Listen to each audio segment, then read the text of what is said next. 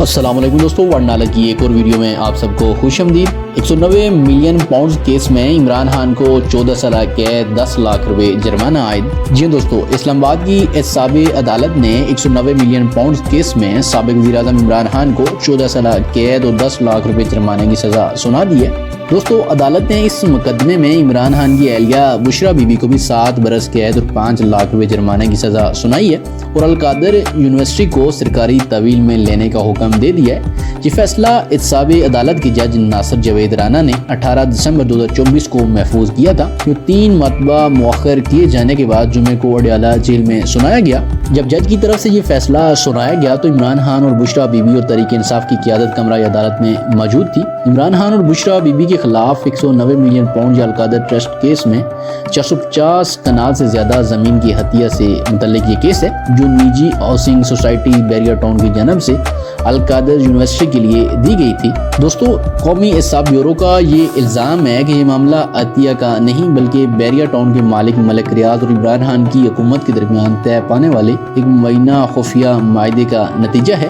بہرحال عدالتی فیصلے میں یہ بھی کہا گیا ہے کہ مقدمے کی سماعت کے دوران پروسیکیوشن یعنی استغاثہ کی جانب سے جو گواہان پیش کیے گئے تھے، ملزمان کے وکلاء یعنی عمران خان اور بشرا بی بی کی دفاعی ٹیم انہیں جھٹلا نہیں سکی ہے۔ فیصلے کے مطابق استغاثہ کا مقدمہ بنیادی طور پر دستاویزی شواہد کے گرد بنا گیا تھا، جسے ناقابل تردید شواہد کی مدد سے عمران خان اور بشرا بی بی کے خلاف کامیابی سے ٹھوس اور جامع انداز میں ثابت کیا گیا۔ دوستو، اب ایک سوال ہے کہ 190 ملین پاؤنڈ کیس بیسیکلی ہے کیا؟ وزیر اعظم عمران خان اور ان کی اہلیہ بشرا بی بی سمیت 8 افراد کے خلاف 190 ملین برطانوی پاؤنڈ القادر ٹرسٹ کیس کا ریفرنس اسلام آباد کی احتساب عدالت میں 1 دسمبر 2023 میں دائر کیا گیا تھا۔ 8 میں سے 2 ملزمان یعنی عمران خان اور ان کی اہلیہ پر اس مقدمے میں فرد جرم 27 فروری 2024 میں عائد کی گئی تھی اور دونوں نے صحت جرم سے انکار کیا تھا۔ دوستو، اس مقدمے کی احتساب عدالت میں سماعت کے دوران قومی احتساب بیورو یعنی نیب کی جانب سے مجموعی طور پر 35 گواہان کو پیش کیا گیا تھا، جن میں عمران خان کی کابینہ میں شامل 2 وفاقی وزراء پرویز خٹک اور زبیدہ جلال بھی شامل تھے۔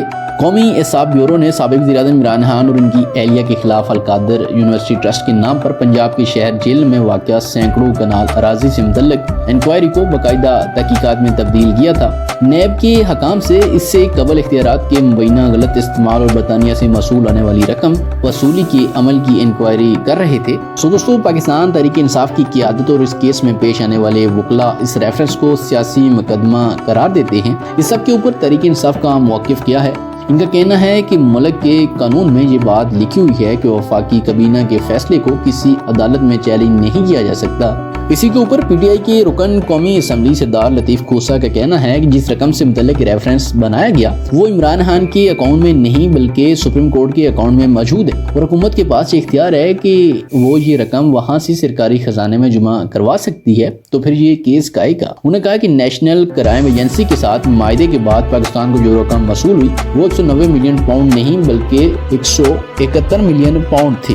دوستو، اس مقدمے سے قبل عمران خان کے خلاف 1 درجن سے زائد مقدمات کا فیصلہ ہو چکا ہے۔ اسلام آباد میں درج ہونے والے فوجداری کے 6 سے زیادہ مقدمات میں انہیں بری کیا گیا ہے، جبکہ سائفر اور عدت کے دوران نکاح کے مقدمے میں سابق وزیر اعظم کی بریت ہو چکی ہے۔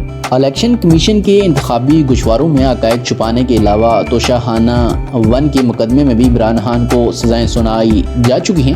تاہم اسلام آباد ہائی کورٹ نے ان مقدمات میں عمران خان کی ضمانتیں بعد از گرفتاری تو منظور کر کے ان کی سزائیں تو معطل کر رکھی ہیں، لیکن ان مقدمات میں عمران خان کا جرم ابھی تک ختم نہیں کیا گیا۔ بہرحال دوستو، دیکھنا ہوگا کہ تحریک انصاف اس کے اوپر کیا موقف اپناتی ہے۔ یہ کیس آگے سپریم کورٹ اور ہائی کورٹ میں بھی جائے گا، وہاں سے کیا تحریک انصاف اور عمران خان کے حق میں فیصلہ آتا ہے یا نہیں، اس پہ کچھ بھی کہنا قبل از وقت ہوگا۔